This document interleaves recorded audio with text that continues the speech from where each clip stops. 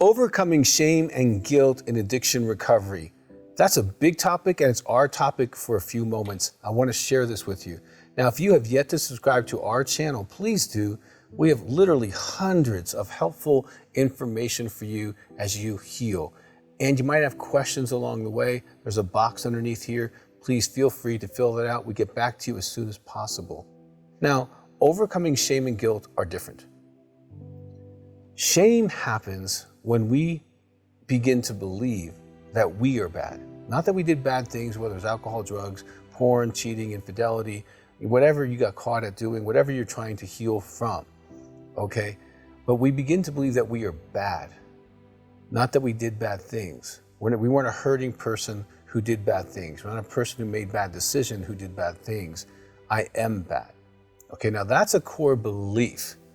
And it's the believing that makes the shame powerful, okay? Humans are on a continuum of incredible goodness and incredible darkness, okay? We are a composite of these things. We are on a continuum, all right? Now, oftentimes if you've been abused early on in your life, physical, emotional, sexual abuse, that will flip the template that from I am good to I am bad as well. And 80% of addicts have sexual abuse. So if you haven't dealt with that, that would also help flip that, okay?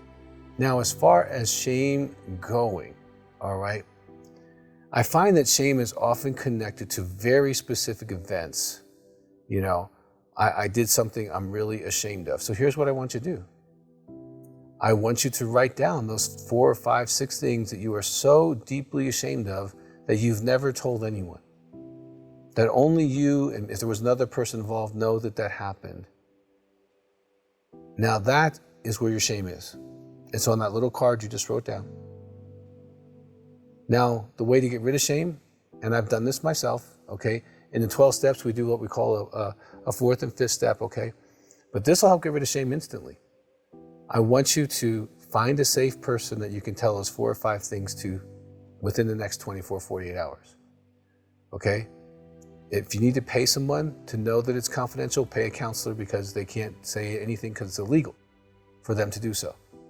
If you have a spiritual person that you can trust, or a mentor, or someone that you feel safe with, or even someone in your 12-step group, if you're in a 12-step group of any kind, you know, if you have a sponsor, that'd be a great person. Or if you have someone who's been in group for a while, who's been around for a while, okay, and you can say, hey, I need to talk about a couple things I'm really ashamed of. Could you have 10 minutes?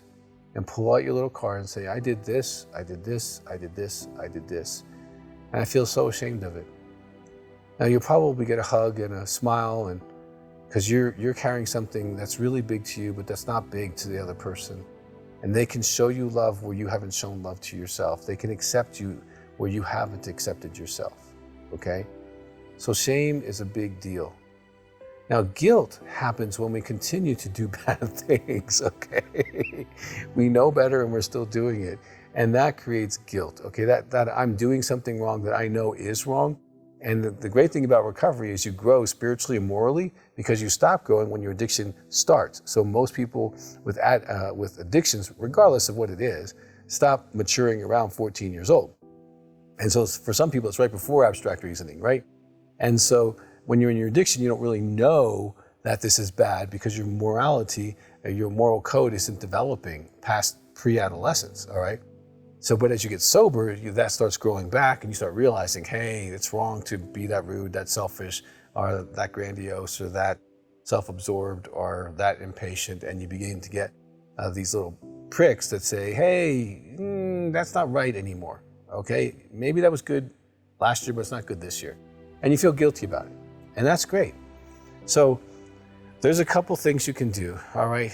In recovery, you do make amends. So if there's things that you feel guilty about from your past, and I would run this by a sponsor, or a counselor, or pastor before you go and do all this, but you can go make your amends and just go to that person and say, listen, what I did here was wrong.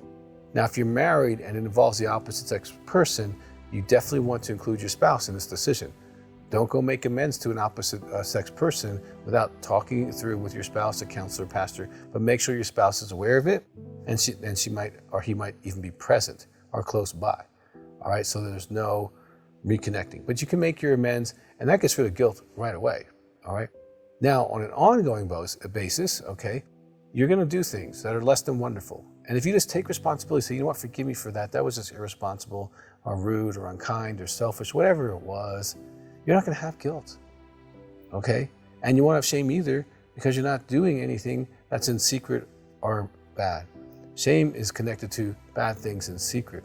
You know, guilt is that as we're maturing is something that we can address all the time. So as a recovery person, I would encourage you, if you're not getting help and you're not in a group, call our office and do that. You know, if it's alcohol, drugs, and food or any of that, there's a program called Recovery for Everyone. If it has to do with sexual addiction, you know, there's 100 exercises for that. You know, and if you're married to an addict, there's stuff for that. I want you to get and stay well. Be shame-free, be guilt-free. It's beautiful. I remember doing my steps. I remember going through the process, making amends. And I remember the lightning bolt of just feeling free from the shame when I told the things that were secrets to me that were acceptable to other people. And I remember dealing with the guilt of going through, making my amends with people and staying in an amended state where if I feel like I've done something wrong or it's brought to my attention, you know, I ask forgiveness. I don't want to keep guilt or shame in my life. And I don't want you to have any. So take these tips, apply them. If you haven't subscribed, please do. If you have a question, please add it. We do love you. We want you to get free and well. And if you need help, give us a call.